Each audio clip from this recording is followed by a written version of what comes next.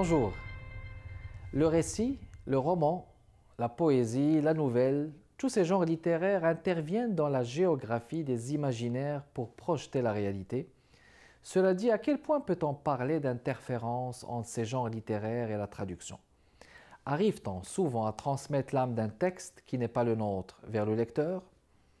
Nous avons le plaisir d'accueillir l'auteure Hélène Rioux, née à Montréal. Hélène a publié 10 romans, notamment la tétralogie Fragments du monde, composée de Mercredi soir au bout du monde en 2007, Âme en peine du monde perdu en 2009, Nuit blanche et jour de gloire en 2011, Le bout du monde existe ailleurs en 2019, L'amour des hommes, traductrice des sentiments, des recueils de nouvelles dont Pense à mon rendez-vous, puis des récits et de la poésie. Hélène est traductrice littéraire aussi. Elle a traduit une soixantaine d'ouvrages de l'anglais et de l'espagnol vers le français, ainsi que des livres et des albums pour enfants. Hélène Rioux est 6 fois finaliste du prix du gouverneur général du Canada.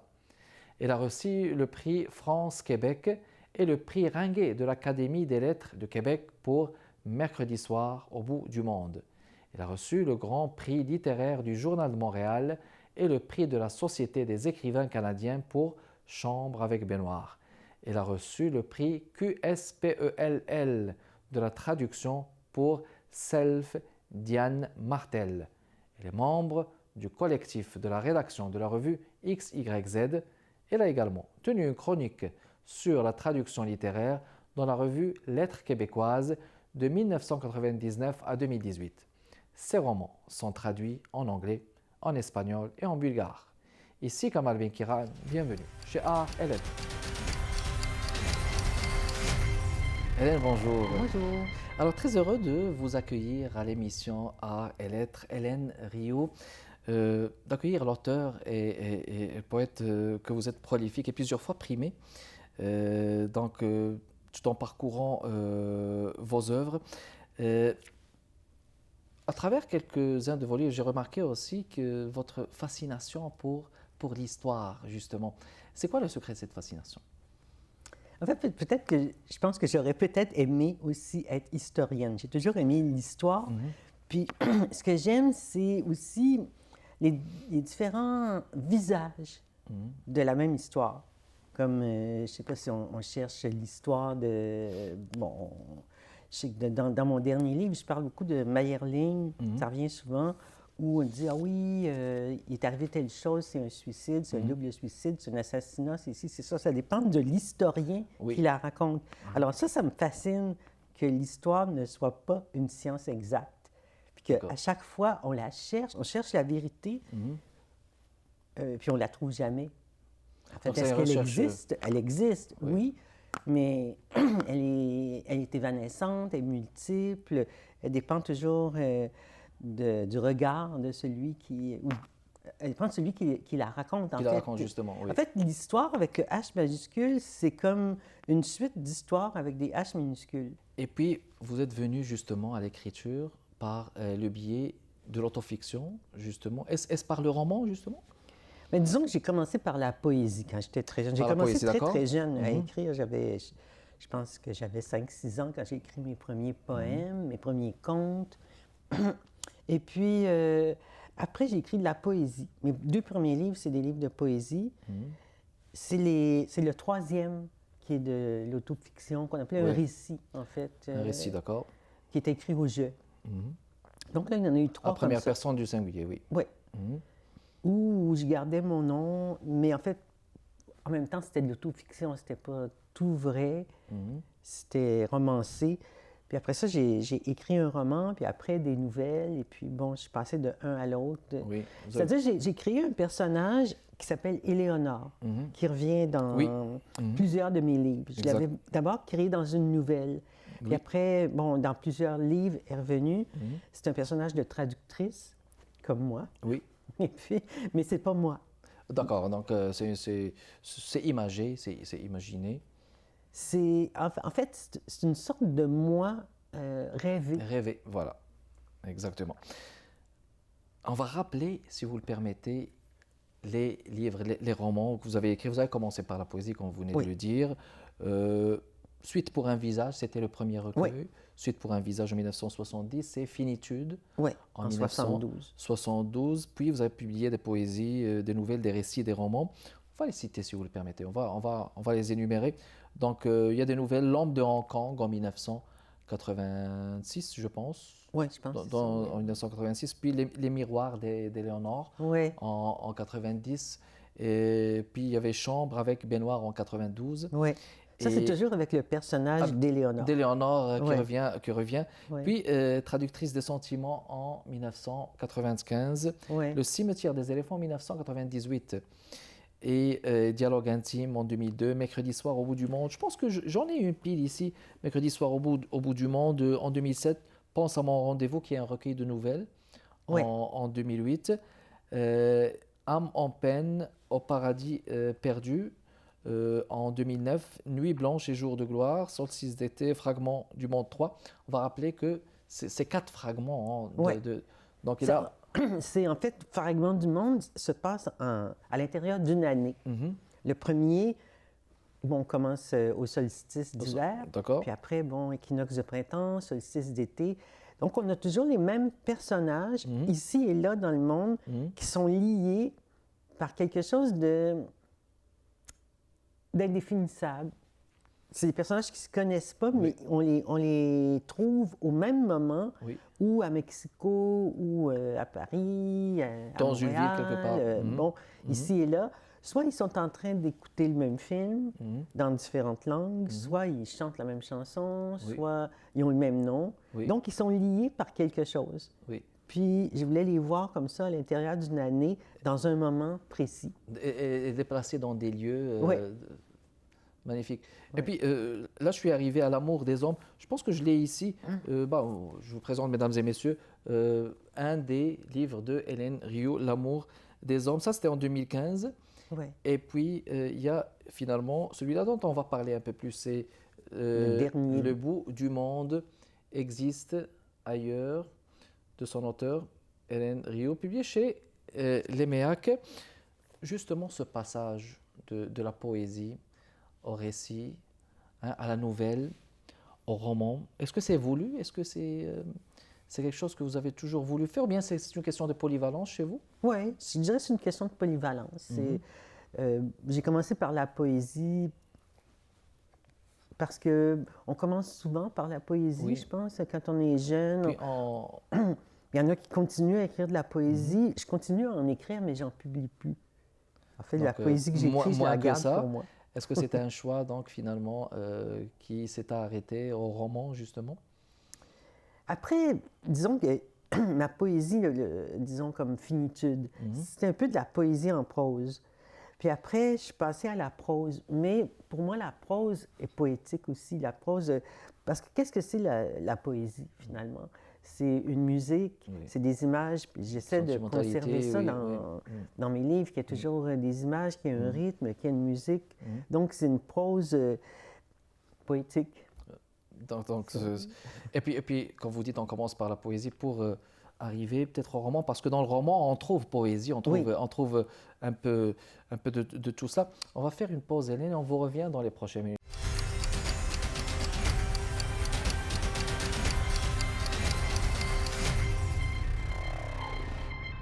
De retour, mesdames et messieurs, toujours dans le cadre de Art et Lettres avec notre invitée, Hélène Riou. On va parler d'une thématique qui vous tient à cœur, qui est revenue dans certaines de vos œuvres, la thématique de la mort. Souvent présente, la mort violente au cœur du roman Traductrice des sentiments, par exemple. Pense à mon rendez-vous, qui est un recueil Sur la mort. Sur la mort. Le chaos de la mort, est-ce que c'est finalement pour vous une thématique qui vous inspire à ce point? Ah ben oui, c'est évident que ça m'inspire la mort, ou la peur de la mort, ou en fait l'aspect comme insondable, incompréhensible, tout ça. Bon, disons que la mort, elle revient souvent parce que je dirais que j'ai comme deux cycles dans mon écriture. Il y a le cycle Éléonore, qui est mon personnage de traductrice, un peu mon alter ego, où je parle plus souvent de la mort quand c'est elle. Par exemple, dans Traductrice de sentiments, elle doit traduire l'autobiographie d'un tueur en série. OK. Donc, parce qu'elle cherche, elle dit qu'elle veut traduire la vérité. Parce qu'avant, elle traduisait des romans d'amour, la collection Émotions, la collection Sentiments, en fait. C'est pour ça que c'était traductrice de sentiments. C'est ça. Et puis, après, elle décide, bon, tout ça, c'est du mensonge, je ne veux plus traduire le mensonge, je veux traduire la vérité. Donc, une autobiographie, puis l'autobiographie d'un tueur. Oui. Donc, elle doit entrer, prendre le jeu de ce tueur-là. Pour moi, c'était dans sa peau, carrément.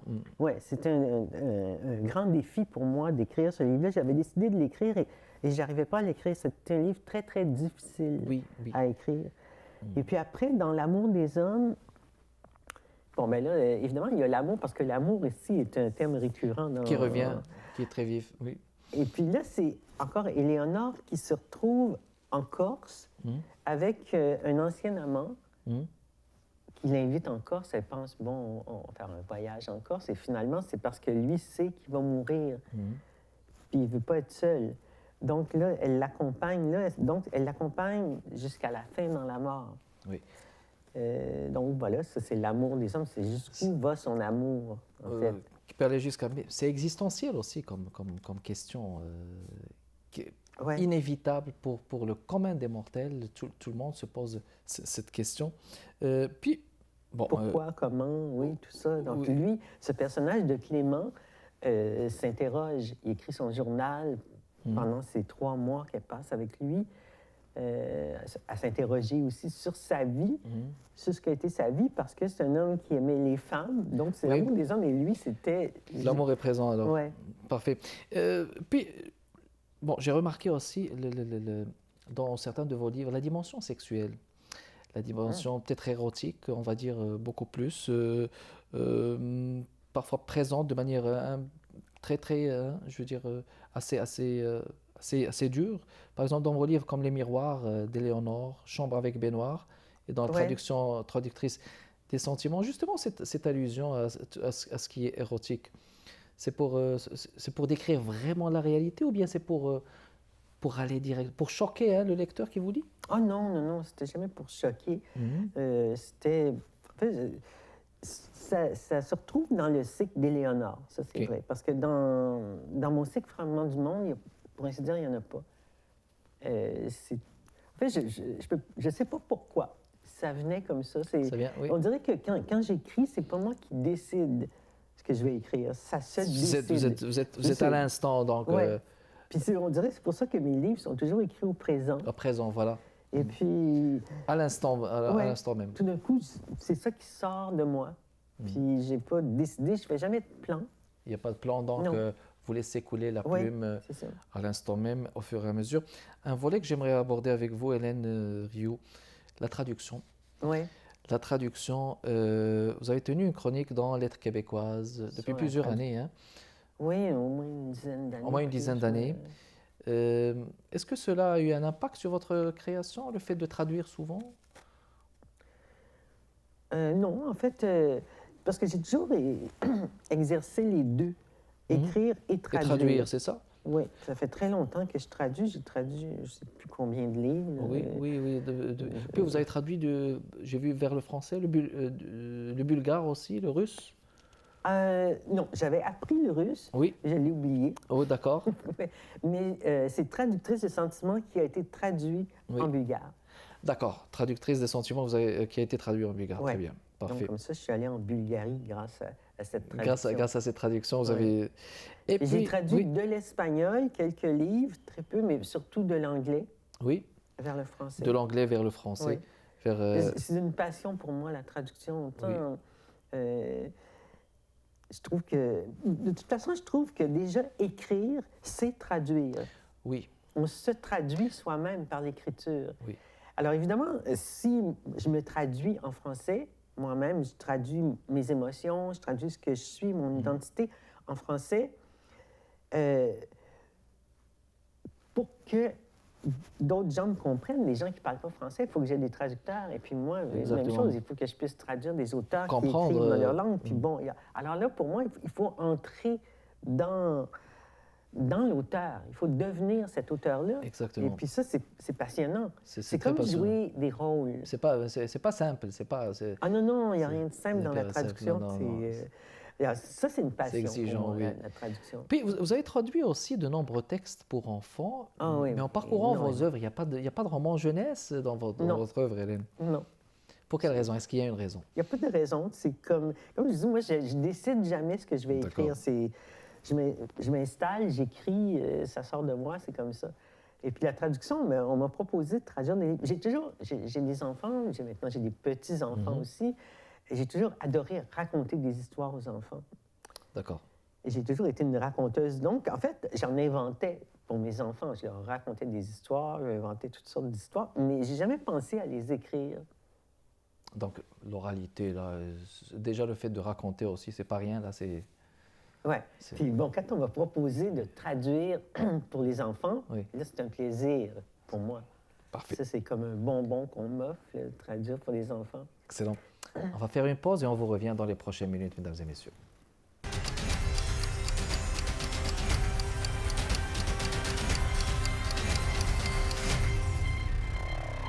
De retour, mesdames et messieurs, dans le cadre de Art et Lettres avec notre invitée de cette semaine, Hélène Rioux. Alors Hélène, votre tout dernier, Le bout du monde existe ailleurs, paru en 2019, Oui, chez Léméac, oui. éditeur. Très beau titre. Existe Merci. ailleurs. L'ailleurs, c'est un monde magique. Que symbolise-t-il pour vous? En fait, c'est donc ce cycle de fragments du monde débute avec Mercredi soir au bout du monde. Puis D'accord. Mercredi soir au bout du monde se passe dans un petit restaurant de quartier à Montréal qui s'appelle Le Bout du monde. Et puis je l'ai... Au départ, c'était une nouvelle que je voulais écrire. D'accord? Et puis après, je me suis dit, ah, mais il y a plein d'éléments, puis bon, je pourrais prendre ci et ça. Et puis, finalement, le dernier, je veux dire, Le Bout du monde, il n'est plus uniquement le petit restaurant de la rue Saint-Zotique. Maintenant, il est rendu dans la mer Égée. Dans la mer Égée. Il est un bateau. Il D'accord. est devenu un bateau où on retrouve les mêmes personnages, certains des mêmes personnages. Donc, c'est un cycle, justement, qui se passe à l'intérieur d'une année avec toutes sortes de personnages. Puis, bon, j'ai repris des personnages de... Ben, en fait, des trois autres. De trois autres. Donc là, on parle du numéro 4. Là. Ouais. On parle du fragment du monde. 4, le bout du monde existe ailleurs. Fascinante cette description. Toutes ces vies qui se croisent, se retrouvent, se perdent et nous disent avant tout qu'il n'y a qu'une seule vérité. Et pourtant, elle est multiple. Elle est multiple, Oui. mais pourtant, la plupart des gens cherchent une seule vérité, mais Ouais. pas plusieurs. Oui, mais elle est multiple. De toute façon, c'est un des thèmes de ce quatrième volet de mes fragments du monde, c'est la vérité. Est-ce que la vérité existe? Oui. Moi, j'ai un personnage, notamment, qui s'appelle Stéphane, Oui. qui veut devenir auteur de biographies fictives. Auteur de biographie fictive. Oui, il veut inventer des gens qui, dit-il, ont peut-être existé et l'histoire les a oubliés. Peut-être, ou peut-être n'ont-ils pas existé, ou peut-être que ceux dont on affirme qu'ils ont existé n'ont pas existé. Oui. Bon, en fait, C'est complètement tout, fait. Oui, oui. Puis, C'est un jeu. Oui, c'est un jeu. Marjolaine. Oui, la Marjolaine. cuisinière Oui, la cuisinière qui côtoie des joueurs, un libraire, un prof retraité. sur le bateau. Est-ce que c'est elle, justement, l'incarnation de ce bout du monde Ah non, elle, c'est la cuisinière. Elle, c'est la cuisinière, oui. Oui, Mais qu'est-ce qu'elle elle cherche, était- justement? C'est quoi Eh sa bien, quête? disons qu'elle était la cuisinière très dévouée dans ce petit restaurant qui est un repère de chauffeurs de taxi et de femmes d'un certain âge qui allaient jouer aux cartes D'accord. dans ce petit restaurant.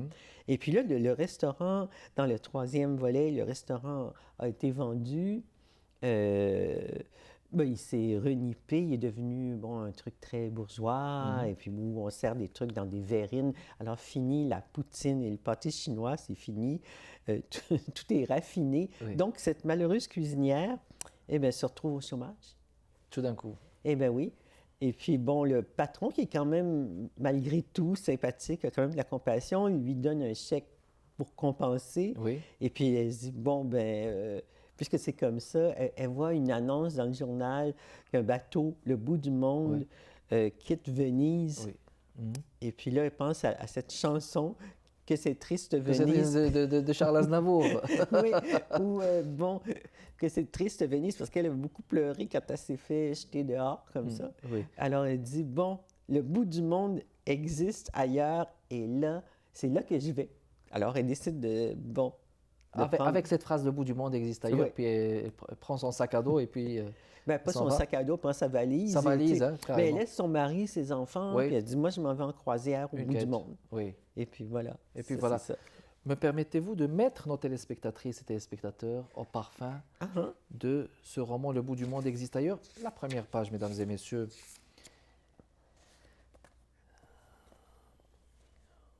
Pour certains, le mot est a toujours été synonyme de rêve. C'est comme ça depuis l'enfance du monde. Il leur suffit de l'entendre pour que jaillisse le désir. Une étincelle s'allume aussitôt dans leurs yeux. Il leur suffit de le dire, de le lire dans un livre, ou juste de le penser, surtout quand ça va mal. Mais même quand tout va pour le mieux, dans le meilleur des mondes, comme l'a décrit Voltaire avec une ironie légendaire, il n'y croyait pas, bien sûr, comment y aurait-il cru? Notre monde n'a jamais été le meilleur, loin de là. Et ça explique peut-être pourquoi l'idée surgit dès que le mot est entendu ou lu. Dès qu'il est prononcé, un coup de tonnerre éclate. Un éclair zigzague dans le ciel sans nuage. L'arc-en-ciel apparaît. Il est une promesse. Beaucoup de philosophie dans ce passage, ce premier passage. J'ai un fils philosophe, alors voilà. Ah, Peut-être voilà. explique. C'est par filiation. Mais non, Pas- je oui. sais pour rire. Mais en fait, c'est justement avec ce fils philosophe qui enseigne la philosophie, quand il était adolescent, on avait beaucoup de discussions philosophiques qui duraient des heures et des heures. Alors j'ai peut-être gardé ça. Justement, Hélène, est-ce qu'il y a un message que vous avez voulu transmettre fondamentalement à travers ce livre? Non, je ne me crois pas. Je crois pas que j'ai jamais eu des messages. Des messages à travers Non. les livres? Oui. Non, je raconte, je suis un témoin Mhm. du monde, un témoin de mon monde, un témoin de mon époque. Donc, je passe pas de message, je porte pas de jugement. Mhm. Je décris ce que je... Bon, avec Éléonore, je décris plus ce que je ressens, Mhm. puis dans les fragments du monde, ce que je vois, ce que j'entends, ce dont je suis témoin. Très bien. Disponible dans toutes les librairies du Québec. J'espère. Le bout du monde existe ailleurs, mesdames et messieurs. On va rappeler que c'est Fragments du monde 4 de son auteur, Hélène Rieu. Est-ce que vous avez un site web, des gens qui veulent contacter, communiquer avec vous? C'est à votre discrétion? Je n'ai pas de site web, non. Facebook, là, je ne sais pas Oui. si... Donc, une page personnelle Facebook. Alors voilà, parfait. Donc, c'était toutes les questions qu'on avait. Merci beaucoup de votre C'est moi qui passage vous parmi nous. remercie. Merci beaucoup de votre continuel intérêt, mesdames et messieurs. Kamal Benkiran avec vous. On vous fixe rendez-vous la semaine prochaine, jeudi à 15h30. À la prochaine.